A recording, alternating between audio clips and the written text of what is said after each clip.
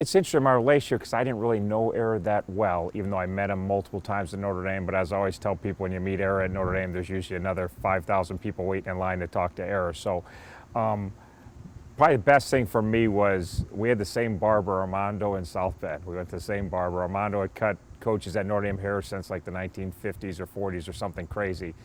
And when I came in for my last haircut at Armando when I was heading to Miami, Ara had been the day before, and a lot of how I stayed in touch with Ara, I'd ask Armando, hey, how's Ara doing? And he'd give me all the Ara update. And he had said, well, he's really upset about Miami football. He was talking about yesterday, and he told me that they just, they fired their coach and they're going to hire a new one, and they got to get it right. They got to get the cradle of coaches back. And at that point, I already knew I was taking the job. I was actually getting my hair cut to go to the press conference like a couple days later.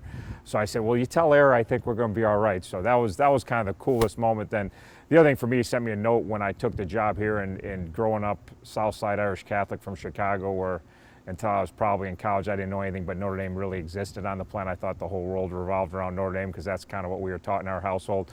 That he sent me a note, wished me the best of luck, and excited that I got the job, and have a note from Ara Parseghian, who was kind of my childhood idol. It was a pretty big deal, especially for me because I'm not a memorabilia. It doesn't bother me to meet famous people, or like I don't really care. Like if you look in my office, I've got a picture of my wife and kids, and I got a note from Ara Parseghian. Like, so anyone who knows me knows it means a lot because I haven't saved anything else throughout all the years of all the people I've met.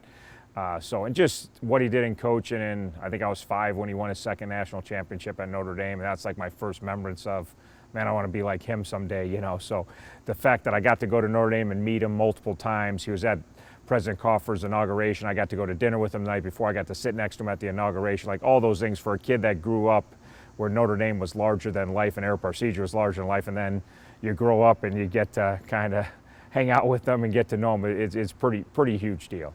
What do you think the team is planning on doing this season in remembrance of? Yeah, well, the best thing we can do is play the game the way it's supposed to be played, because anybody that followed Ara's career and Ara as a person, Ara as a father, Ara as a family guy, like Ara did things. He was not only a crazy great football coach and crazy great recruiter, but he was an awesome person who always did things the right way. So for us, in honor of him, the best thing to do is not only on the football field, play the game the right way and play with incredible passion and win a bunch of games and try to win a league title in his honor, but also do everything off the field, because that's what Ara would expect. It wasn't just about on the field for Ara Parseghian. So to have our best year academically, to have our best year as being the best people we can be, and help as many people as we can, because that's what Ara Parseghian is all about. And obviously my players don't know a lot about Ara. They didn't grow up.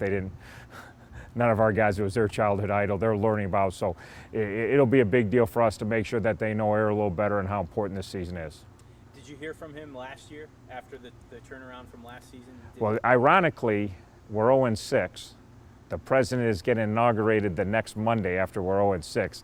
I have dinner with Ara Sunday night at a special gathering with the president. I sit next to him at the inauguration. As I told the president, I said, you should have had the inauguration a couple weeks earlier. I said, from the time that I had a few conversations with Ara, we got on a pretty nice roll. So we give him some credit. There's a lot of reasons we had a great turnaround last year, but we give Ara some credit. Just the fact that I got to talk a little football with Ara, we didn't lose many games after I talked to Ara, so it worked out pretty good. I just think it shows how important Miami was to him. He's a Miami alum.